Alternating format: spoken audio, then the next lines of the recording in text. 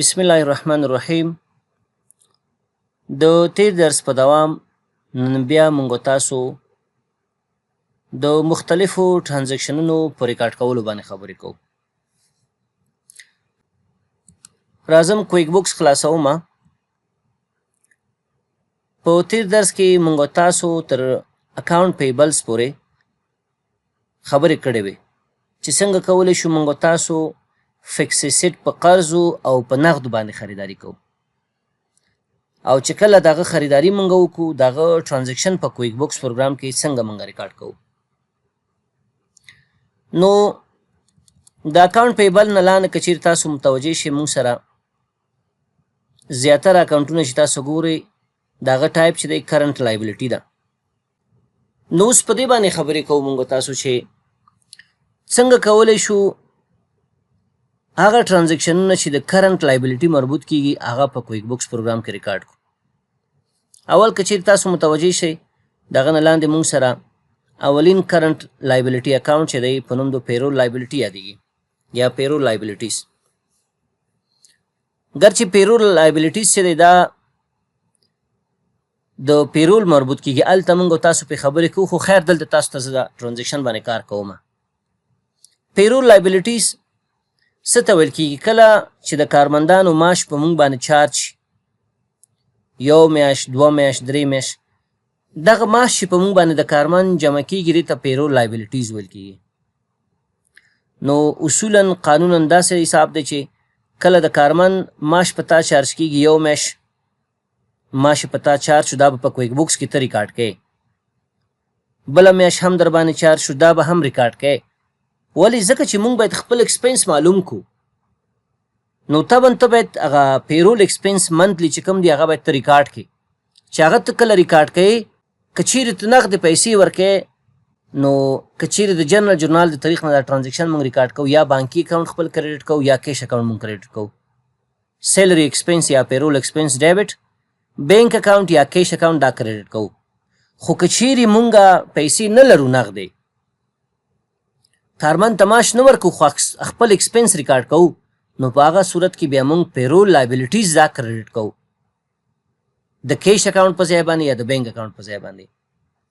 نو راځم په دې باندې تاسو ته پریکټیکل عملي کار کوم. څه چل کوم؟ دا چارټ اف اکاونټ کلوز کوم. راځم امپلایز مینو ته او امپلای سنټر خلاصوم. فعلا دپاره ما سره په امپلای سنټر کې کوم امپلایز نشته. نو زه څه چل کوم؟ راځم کمپنی مینو ته. دلته یو کمانډ دی مونږ سره په نوم د بلک انټر بزنس ډیټیلز، په دې باندې کلیک کوم. غواړم څو د امپلایي یو ځای په کویک بوکس پروګرام کې اډ کړم. دلته دې آپشن باندې کلیک کوم، اډ د پیپل یو ډو بزنس وت، اډ مور باندې مې کلیک کو. دلته راغلم پیسټ فرام ایکسل اور انټر مانولی، دا مې انتخاب کو. د هغه نه وروسته کنټینیو باندې مې کلیک کو او دلته راځم هغه خپل د امپلایز نومونه رسوم. یو په نوم د اجمل همدرد دی، بل ما سره په نوم د امید افغان دی، بل ما سره د ایمل صافی په نامه باندې بل یو کارمند دی، بل ما سره د عبدالرحمن په نامه دی، او بل ما سره په نوم د محمد دی. او دلته د کټګوري کې دې ته م امپلای انتخابوم، دې ته م امپلای انتخابوم، دې ته او دې ته، دې ټول ته، دا 15 نفره چې دي. او دغه نه وروسته کنټینیو کلیک کوم او بیا کنټینیو باندې کلیک کوم. دا یو نفر یې اډ نه کړم ماته. راځم چیرته امپلایز مینو ته، امپلای سنټر باندې کلیک کوم. عبدالرحمن اډ شو، ایمل صافی اډ شو، محمد اډ شو، امید افغان اډ شو، خو محمد اډ شوی نه دی. ولې اډ نه شو؟ حتما د محمد په نامه باندې یا مونږ سره کم وینډور اډ شوی دی یا کم کسټمر مونږ سره اډ شوی دی، ځکه هلته اډ نه شو. په هر صورت 4 دانې امپلایز ما سره په امپلای سنټر کې اډ شو. فکر وکړئ دا زموږ ستاسو کارمندان دي. د دوی اوس چې مونږ سره سپټمبر میاشت ده، د 9مې میاشتې او د 8مې میاشتې معاش په مونږ باندې چارج شوی دی، مونږ ورکړی نه دی. د جولای او د اګست میاشت. اوس دا مونږ څنګه کویک بکس پروګرام کې ریکارډ کوو؟ نو څه چل کوم، راځم بیا لیست ته، چارټ اف اکاونټس ته راځم. دلته که چیرې تاسو وګورئ مونږ سره په ایکسپنس کې یو اکاونټ دی په نوم د پیرول ایکسپنس. کله چې تاسو معاش د کارمند ریکارډ کوئ نو هغه به په پیرول ایکسپنس کې تاسو ریکارډ کوئ. پیرول ایکسپنس اکاونټ به ډیبټ کوئ. که چیرې تاسو یو ټرانزیکشن ریکارډ کوئ د هر کارمند لپاره، او که مجموعي تاسو مکمل د ټولو کارمندانو لپاره یو ټرانزیکشن ریکارډ کوئ. په اداراتو کې اصول څه رقم دي؟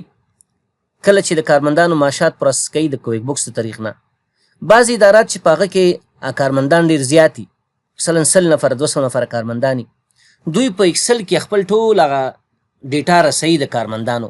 مثلا د جون میاشتې یا د جولای میاشتې هغه سیلري شیټ جوړوي، د ده اپروول او دا نور اداري کارونه ټول ختموي. دا چې کله ختم کړو دا بانک ته لیږي په ایمیل باندې، بانک بیا دغه خپله د ادارې دغه اکاونټ څخه د هر یو کس ته په خپل حساب کې همغونه پیسې چې د کسانو د ادارې ته مشخص کړي ټرانسفر کوي. بیا دا اداره څه چل کوي، پیرول مینیجر یا مطلب فاینانس مینیجر په کویک بکس کې یو ټرانزیکشن ریکارډ کوي د ټولو کارمندانو لپاره. صحیح شوه؟ فکر وکړه چې مثلا 2 لکه روپۍ د دوی دا پیرول ایکسپنس شو، پیرول ایکسپنس ډیبټ کوي او پښتني بانک اکاونټ یا ای بي بانک اکاونټ هغه کریډټ کوي. مالیاتو د نور شیانو باندې وروسته خبرې کوو، اوس په عموم کې تاسو ته زه خبرې کوم. او بعضې اوقات که چیرې ستاسو تعداد د کارمندانو کمی 10 نفره 15 نفره 20 نفره، نو بیا تاسو کولی شئ انفرادي هر یو کارمند ته یو ټرانزیکشن ریکارډ کړئ. د مثال په طور باندې عبدالرحمن چې دی زموږ یو کارمند دی، دې ته ما 10,000 روپۍ معاش ورکړو. هغه اکسل شیټ مې چې کله بانک ته ولیږه په هغه کې د عبدالرحمن نوم و، 10,000 روپۍ د دوی معاش و، دا معاش ټرانسفر شو، اکاونټ ته یې انتقال کړو، د ده سیلري پروسس شوه. نو زه په کویک بکس کې څه چل کوم، یو ټرانزیکشن صرف د عبدالرحمن دپاره ریکارډ کوم، لیکم چې پیرول ایکسپنس ډیبټ 10,000 افغانۍ، بیا نوم کې عبدالرحمن اخلمه او پښتني بانک اکاونټ هغه بیرته بیا کریډټ کومه. نو دا 2 طریقې دي په کویک بکس پروګرام کې په عموم کې چې خلک کله معاش پروسس کوي په دې طریقه باندې پروسس کوي. هغه وروسته خبرې دي، بیا موږ تاسو په هغه باندې بحث کوو، خو ستاسو د معلوماتو په خاطر دا موضوع ما تاسو سره شریکه کړه. اوس څه چل کوم، راځم په لایبیلیټیز باندې تاسو ته کار کوم. په چی شي باندې؟ په پیرول لایبیلیټیز باندې. نو فکر وکړه د کارمندانو موږ سره 2 میاشتې معاش چارج شو، موږ سره پیسې نه وي، پیسې مو ته ورنه کړې. نو دا څنګه تاسو په کویک بکس پروګرام کې ایکسپنس ریکارډ کوئ او د دوی معاش په ځان باندې چارج کوئ؟ نو راځم چیرته کمپنی مینو ته، میګ جنرال جرنال انټري سره راغلم، ډیټ انتخابوم، کرنسي خو افغانۍ تیار انتخاب شوې ده ورته. نو راځم ډیټ کې څه انتخابوم، د سپټمبر په ځای باندې اول جولای 28 تاریخ انتخابوم. فکر وکړئ تاسو د هر میاشتې په 28 تاریخ باندې تاسو د کارمندانو معاش پروسس کوئ. لیکم چې زما پیرول ایکسپنس شو، ډیبټ شو، ایکسپنس مصارفات مې زیات شو. څومره زیات شو؟ د یو کارمند معاش زما دی 10,000 افغانۍ. صحیح شوه؟ دا معاش تاسو پرداخت کړئ کس ته، که پرداخت کړی مې د کم بانکي اکاونټ څخه تاسو پرداخت کړ، او که ته وایې چې نه ما خو پرداخت کړی نه دی، پیسې راسره نه وي، نو معاش مونږ باندې چارج شو، زه غواړم چې دا ریکارډ کړم چې مونږ د دې کارمند څخه دونه قرضداره شو. نو دلته به بیا تاسو څه انتخابوئ؟ لایبیلیټیز کې، البته کرنٹ لایبیلیټیز کې به تاسو پیرول لایبیلیټیز انتخابوئ. پیرول ایکسپنس ډیبټ، پیرول لایبیلیټیز چې زموږ ستاسو کرنٹ لایبیلیټي کې راځي دا به کریډټ کوئ. په نیم کې به تاسو هغه د کارمند نوم انتخابوئ. نو زه ته یم چې دا معاش د چا دی؟ د عبدالرحمن دی. دلته هم څه انتخابوم؟ عبدالرحمن انتخابوم. میمو کې به ولیکئ چې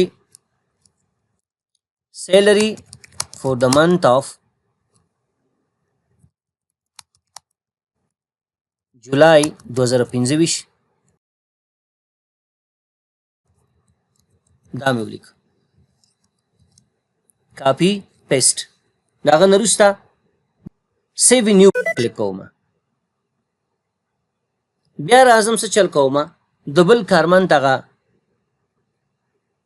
پیرول ایکسپنس هم ریکارډ کوم لیکم چې پیرول ایکسپنس ډیبټ بیا پیرول لایبیلیټیز کریډټ د ده معاش 15,000 افغانۍ دی دې مثال کې په مالیاتو باندې خبرې نه کوم مالیاتو باندې بیا انشاءالله بل مثال کې کار کوو نوم مې انتخاب کو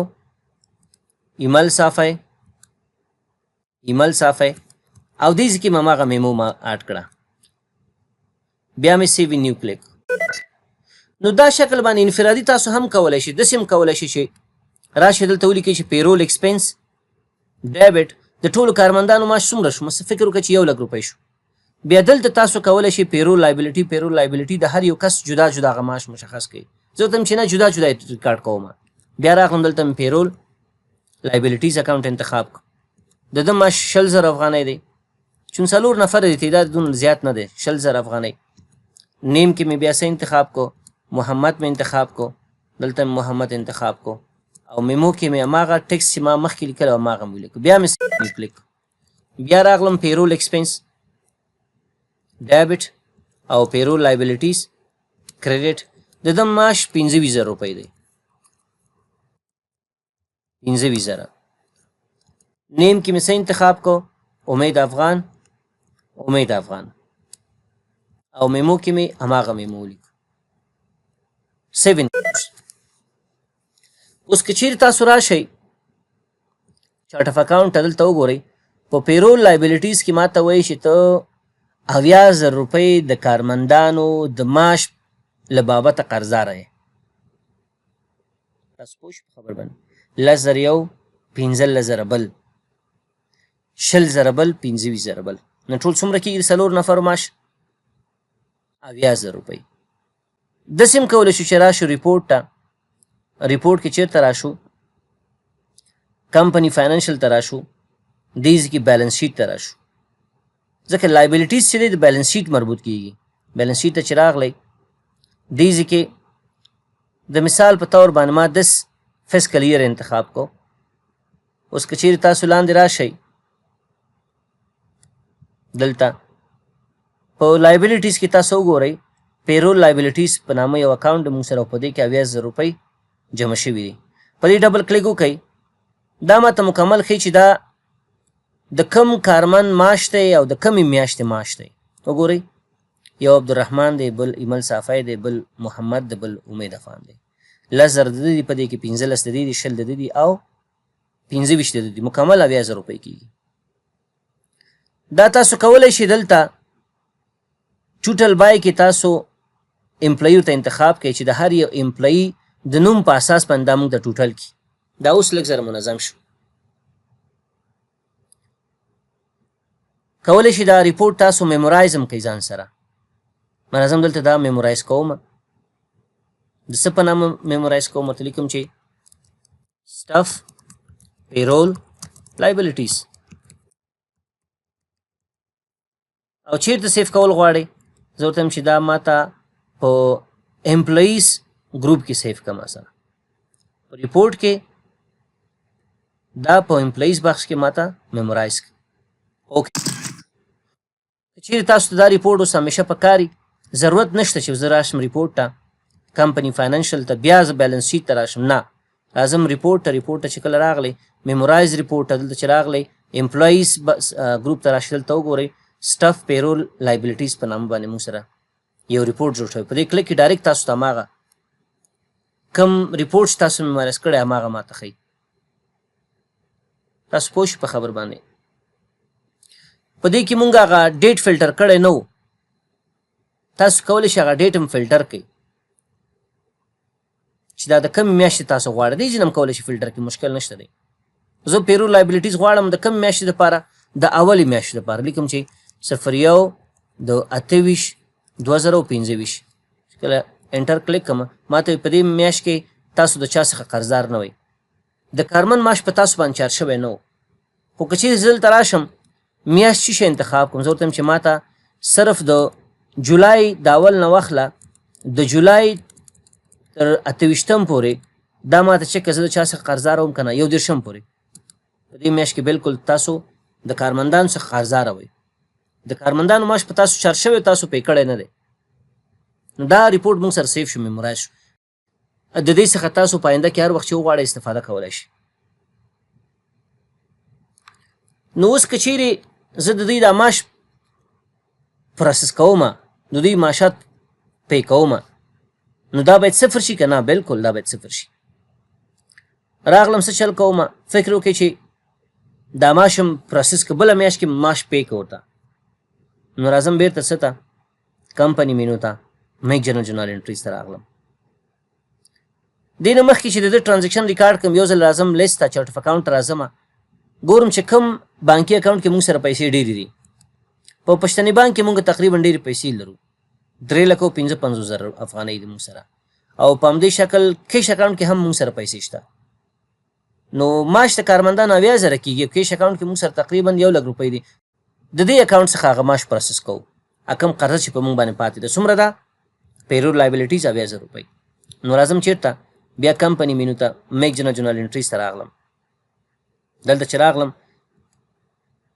د 9 میاشتې په 28 تاریخ باندې مونږ د هغې هغه ایکسپنس ریکارډ کړو. د اګست په 5 تاریخ باندې مونږ سره پیسې پیدا شو، مونږ ته پیسې راغلې او پیسې مونږ سره اوس فعلا موجود دي. مونږ غواړو د دوی دغه قرضه پرداخت کو او حساب صفر کو. تاریخ هم انتخاب کو، صحیح شوه. اوس به څه چل کوو؟ اوس به ګوره هغه پخوانی حساب نه کوئ چې بیا به پیرول ایکسپنس ډیبټ کوئ. نه نه، پیرول ایکسپنس خو ستاسو ریکارډ شو، ستاسو مصارفات ایکسپنس ریکارډ شو. راشئ تاسو ریپورټ ته، کمپني فاینانشل ته، پروفیټ اینډ لاس سټنډرډ ته راشئ. دې ځای کې څه چل کومه؟ جولای اول مې واغسته، دلته م راغلمه، د جولای 11 مې انتخاب کړو. انټر کلیک کې ګورئ پیرول ایکسپنس زموږ 80,000 ریکارډ شوي که نه دي؟ دوباره به تاسو بیا پیرول ایکسپنس نه ریکارډ کوئ، ستاسو مصارفات ریکارډ شوي دي. اوس څه چل کوو موږ تاسو؟ اوس هغه د قرضې حساب پاکوو، د پیرول لایبلیټیز حساب پاکوو. تیر ځل کې موږ باندې پیرول لایبلیټیز چارج شوي وو، زموږ قرضه د کارمندانو د معاش له بابته زیاته شوې وه، نو هغه کریډټ شوې وه. اوس چې موږ معاش پرداخت کړو خو دا کمه شوه که نه؟ نو کله چې لایبلیټیز کمیږي هغه باید ډیبټ شي، چې کله زیاتېږي کریډټ شي. مخکې زیاته شوه په موږ باندې زموږ هغه لایبلیټیز، د کارمندانو معاش په موږ زیات شو، اکاونټ پیبل زموږ زیات شو، نو هغه کریډټ شو. اوس کم شو ځکه پیسې م ورکړې ورته د کیش اکاونټ نه، نو دا باید ډیبټ شي. نو بیا راځم څه چل کومه، لیکم په دغه تاریخ باندې موږ د کارمندانو معاش پروسس که پیسې مو ته ورکړې، نو هغه قرضې حساب باید پاک شي. پیرول لایبلیټیز ایکسپنس به نه انتخابوئ. دا ډیبټ څومره؟ 10,000 د یو کارمند وي، صحیح شوه. دلته به کم اکاونټ کریډټ کوئ، د کم اکاونټ څخه چې تاسو پیسې ورکړئ، دوتم چې دا پیسې مونږ د افغاني کیش اکاونټ څخه پې کړئ. او نومونو کې به تاسو مشخص د هر یو کس نوم انتخاب کړئ. اول عبدالرحمن ما سره، دلته مې عبدالرحمن واغستو. میمو کې لیکلی شي چې سیلري فور د منث آف جولای 2025 پیډ، کاپي پیسټ. دغه نه وروسته بیا زه په سیو وینیو باندې کلیک کوم، ځکه غواړم بل کارمند هغه معاش چې ما پې کړی د هغه ټرانزیکشن هم ریکارډ کړم. دلته ماته د پیرول لایبلیټیز په باره کې معلومات راکړي. ماته وایي جنرال جورنال انټریز do not affect payroll liabilities. To adjust your payroll liabilities from the employee menu, choose adjust payroll liabilities. مونږ تاسو په امپلایز مینو کې د پیرول لایبلیټیز په نامه باندې یو کمانډ هم لرو. ما ته وایي که چیرې ته غواړې دا د پیرول لایبلیټیز کم اکاونټ چې دی یا د کارمندانو د پیرول لایبلیټیز کم اکاونټ چې دا تاسو اډجسټ کړئ، نو تاسو لاړ شئ امپلایز مینو ته، هغه ځای نه دا تاسو ترسره کړئ. زه ورته چې نه هغه سره زما کار نشته. Do you still wish to save this general journal entries؟ ته yes. د ده نه وروسته په همدغه تاریخ باندې ما بل کارمند ته هم معاش ورکړو. راغلم بیا مې پیرول لایبلیټیز څه کړو، دا مې ډیبټ کړو 15,000 افغانۍ. څه مې کریډټ کړو؟ کیش اکاونټ مې کریډټ کړو. دلته راغلم هماغه میمو مې پیسټ کړه او دې ځای کې مې د کارمند نوم انتخاب کړو، ایمیل صافی، ایمیل صافی. بیا مې کلیک، بیا راغلم ورته چې د بل کارمن دغه پیرول لایبلیټیز حساب چې قرضه چې په موږ باندې چار شوی هغه مې هم پروسس کړه پیمنټ مې وکړو د کوم اکاونټ څخه تاسو وکړو د کیش اکاونټ څخه میمو کې مې هغه ټیکس پیسټ کړ او دلته مې څه چلو که نوم مې انتخاب کړ ورته موږ سره بل کس محمد دی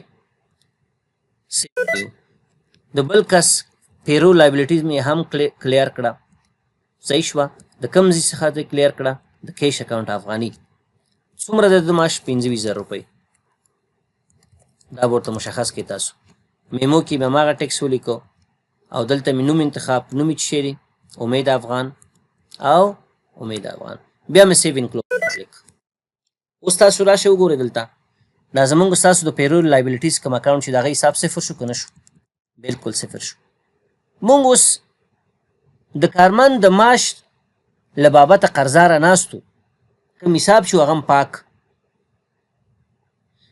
اوس که چیرې تاسو راشئ دلته وګورئ چیرته وګورئ دې ځای کې زموږ هغه کیش اکاونټ چې و کیش اکاونټ افغانۍ وګورئ هلته 10000 روپۍ پاتې مخکې 1,00,000 روپۍ وې 8,000 هم پروسس کړئ یعنې کارمن ته هم پې کړئ نو ځکه اوس 1,000 پاتې دي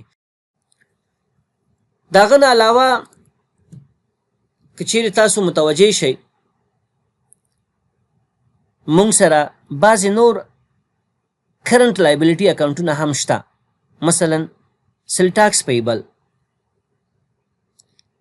سیل ټاکس پیبل چې دی دا اصلا د کسټمر سره کار کوي که چیرې مونږ یو کسټمر باندې په قرضو یا په نغدو یو انوینټري پارټ خرڅو یا سروس ورته وړاندې کوو که هغه ټاکسیبل وي په هغه باندې مونږ 10% 15% 2% ټاکس چارج کو هغه پیسې بیا کویک بوکس مونږ ته دلته ښیي کوم ځای کې ښیي سیل ټاکس پیبل یعنې د سیل ټاکس له لحاظه څومره پیسې جمع شوي چې په مونږ او تاسو باندې پیبل دي چې هغه باید دولت ته پرداخت کړو هغه بیا دلته مونږ ته ښیي د مثال په خاطر باندې تر څو تاسو د سیل ټاکس پیبل په مثال باندې پوه شئ زه مجبور یم یو څو دنه انوایسونه جوړ کړم چې هغه ټاکس هم پې چارج کړم چې تر څو هغه پیسې دلته ریکارډ شي او هغه بیا تاسو ته زه وښیم چې څنګه پروسس کېږي نو زه څه چل کوم دا کلوز کوم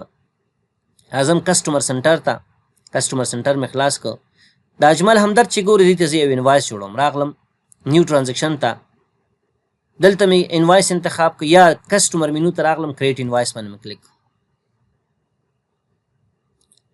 آیټم کوډ کې مې څه چل وکړو دلته مې یو انوینټري پارټ یا سروس آیټم انتخاب کړ په دې خاطر چې مونږ تاسو تر اوسه کسټمر مینو ته راغلي ناستو په لیست مینو کې په آیټم لیست باندې مونږ خبرې نه دي کړې نو ځکه دلته په آیټم کوډ کې هېڅ شی هم نشته مونږ سره یو آیټم شته په نوم د آوټ آف سټیټ دا خپله کویک بوکس جوړوي دا زموږ نه دی په کار نو راځم څه چل کوم اډ نیو ته راځم یو سروس آیټم جوړوم لیکم چې کویک بوکس ډیسکټاپ ټریننګ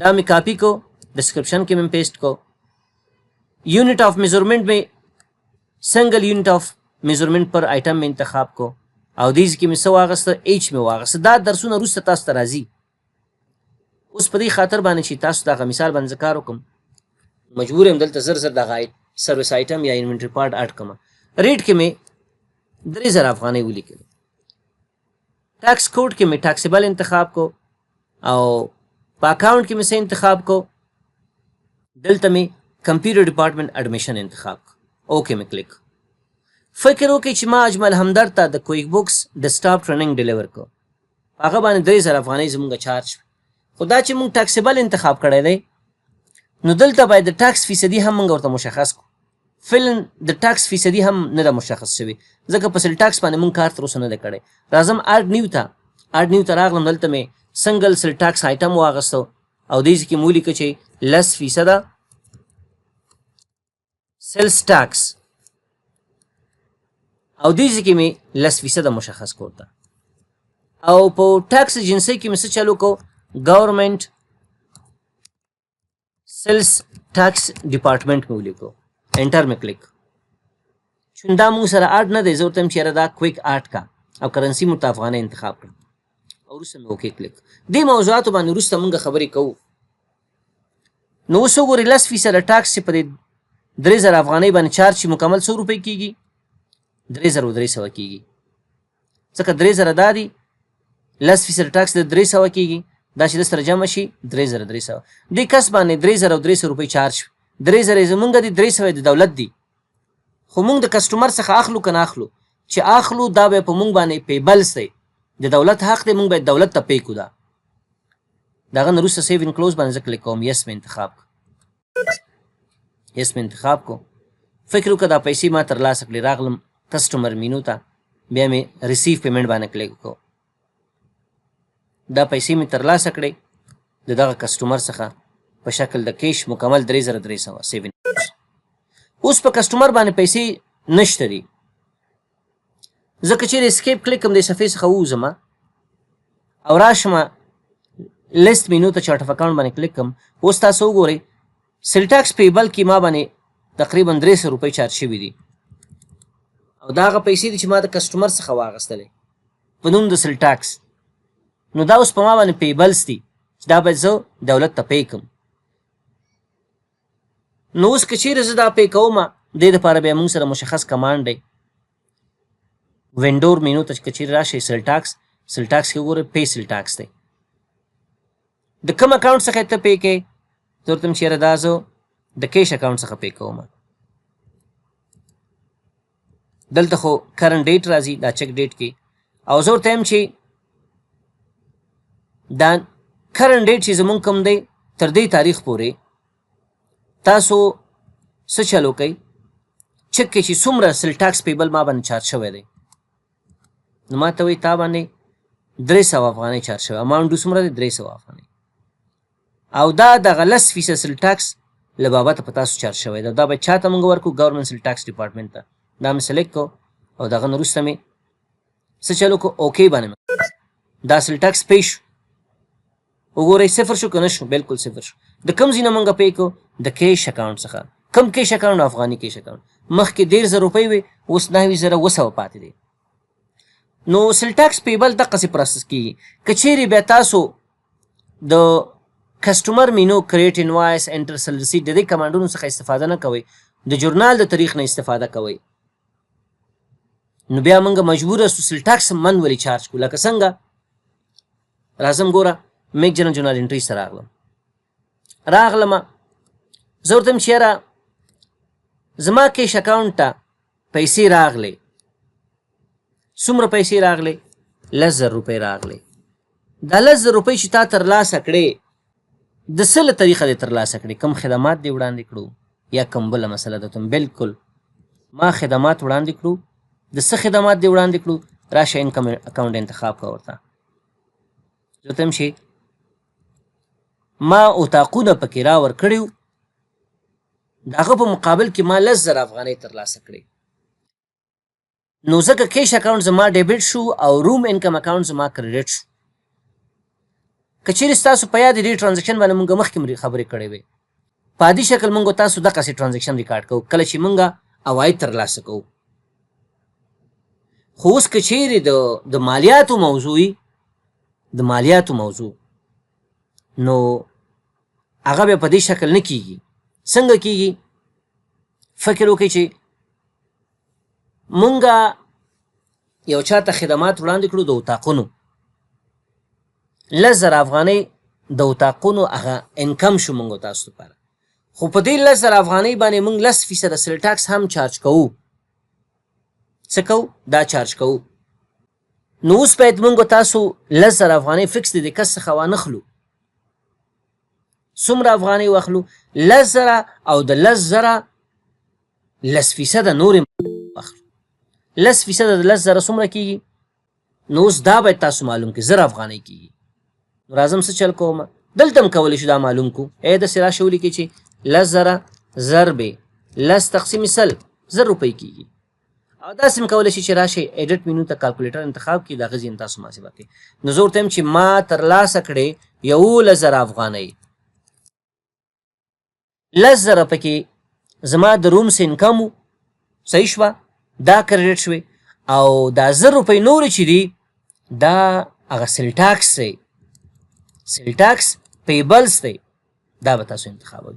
که چیرې تاسو منول سیستم باندې عواید ریکارډ کوئ په کویک بوکس پروګرام کې او په هغه باندې سل ټاکس هم چارج کوئ، نو دلته لیکلی شم چې total rooms income for room number 111 and 112.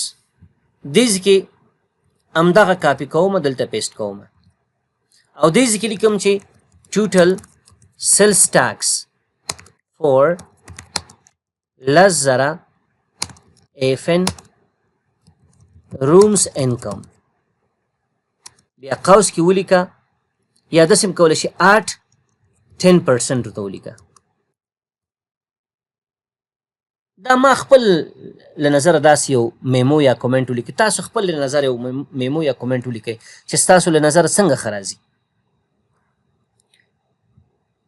اوس که چیرې دا تاسو مشخص په یو کسټمر چارج کوئ یا غواړئ چې دا مشخص کړئ چې دا ټرانزکشن د کم کسټمر مربوط کیږي، بیا به تاسو کسټمر نیم اخلئ. زه ورته یم چې یاره ضرورت نشته دی، ضرورت نشته دی.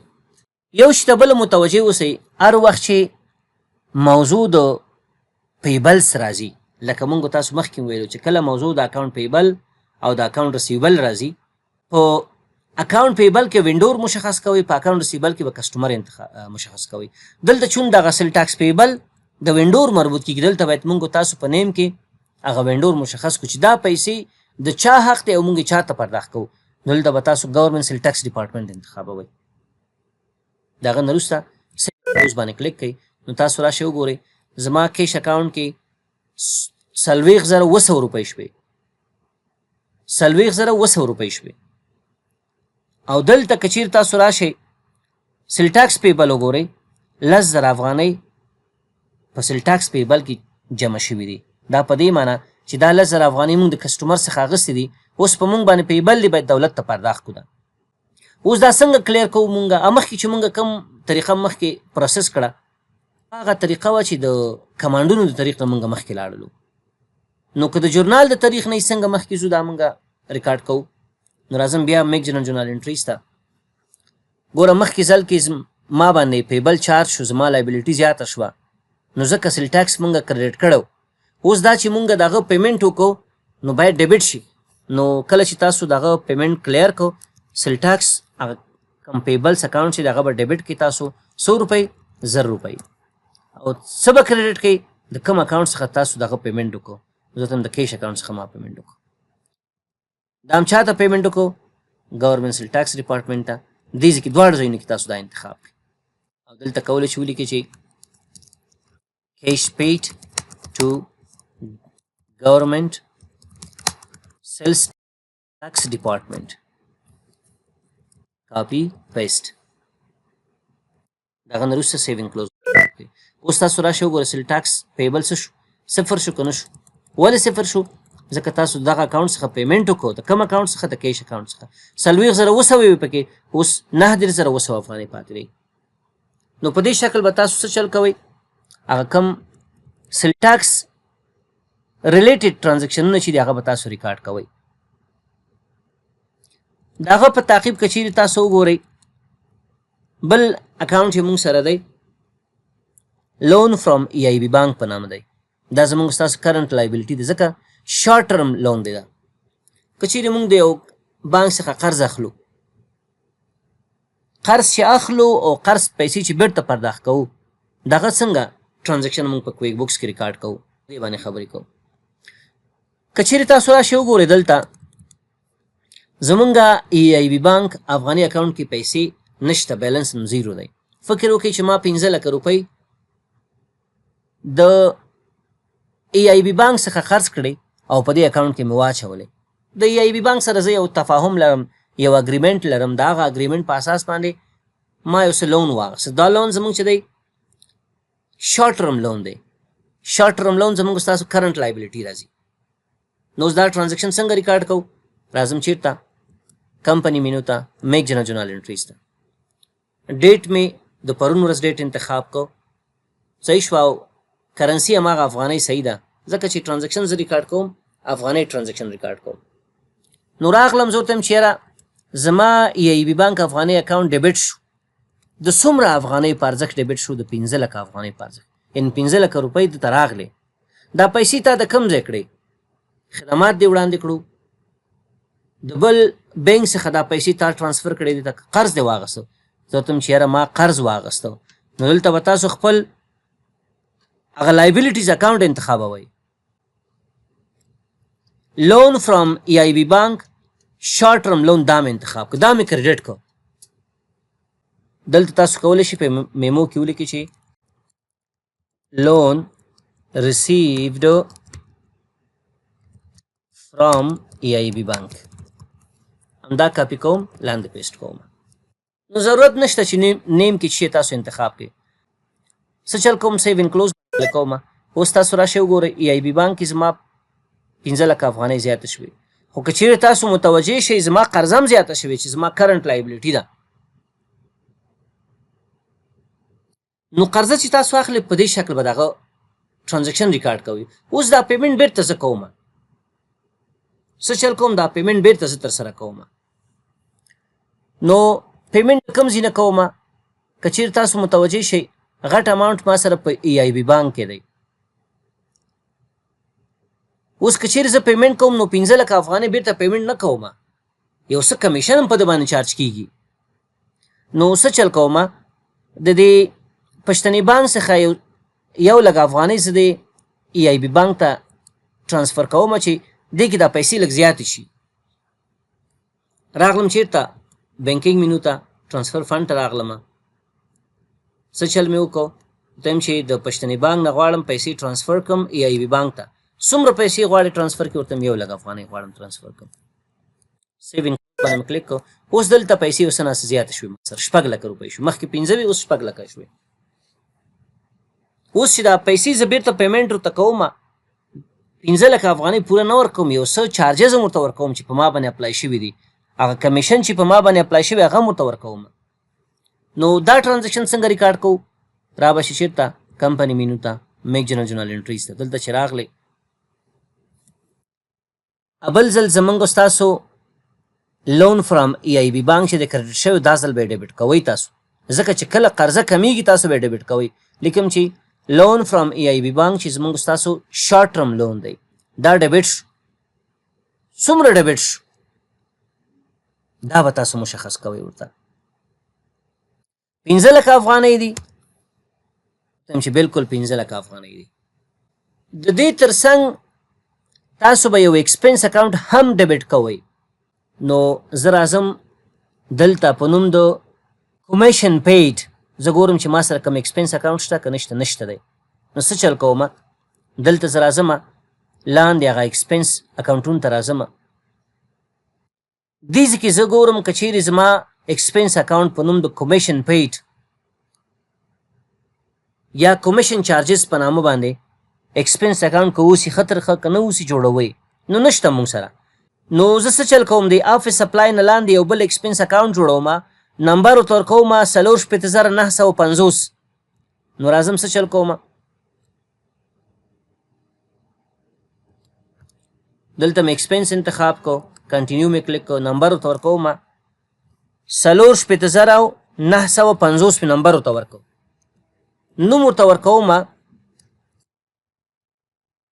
کمیشن چارجز او ټایپ ورته ایکسپنس اخلم. بیا مې سیو ان کلوز باندې کلیک کو. فکر وکړه چې 15% د دې 15 لکه روپۍ ما نه چارجز اخلي. دلته به راشئ د ډیبټ کالم کې به ولیکئ چې 15 لکه افغانۍ ضرب 15 تقسیم 100 انټر کلیک کې 100 روپۍ کېږي، 15,000 روپۍ کېږي. اوس تا ته هغه ټوټل اماونټ مشخص کېږي چې تاسو باید 100 روپۍ د ای آی بي بانک ته ورکړئ، 15 لکه او 15,000 روپۍ. دا تاسو د کوم اکاونټ څخه ورکړئ؟ زه ورته یم چې دا د ای آی بي بانک څخه ما ورکړئ. په دې اکاونټ کې ما سره 6 لکه روپۍ شته دي. نو میمو کې تاسو کولی شئ مشخص هغه کوم کومنټ چې ستاسو په نظر باندې ښه راځي هغه ولیکئ. نوم کې څه انتخاب ته ضرورت نشته دی، او بیا هم که چیرې انتخابوئ مشکل نشته انتخاب یې کړئ. زه څه شی نه انتخابوم. د هغه نه وروسته سیو ان کلوز کوم. نو اوس تاسو راشئ وګورئ زما هغه کوم شارټ ټرم لون فرام ای آی بي بانک چې و هغه صفر شو که نه شو؟ تاسو راشئ هلته وګورئ لون فرام ای آی بي بانک شارټ ټرم لون صفر شو. که چیرې تاسو راشئ بره ای آی بي بانک ته راشئ، ای آی بي بانک کې ما سره 15,000 روپۍ پاتې 6 لکه روپۍ وې 15,25,000 روپۍ ما بیرته پی کړې ای آی بي بانک ته. 15 لکه قرض و 25,000 روپۍ د هغه کمیشن و. نو په دې شکل به تاسو د کرنټ لایبلیټي ریلیټډ ټرانزیکشن نه ریکارډ کوئ. دا کم نور اکاونټونه چې پاتې دي انشاءالله په دې باندې به بل لیکچر کې خبرې وکړو. نو دا زموږ ستاسو د نن ورځې درس.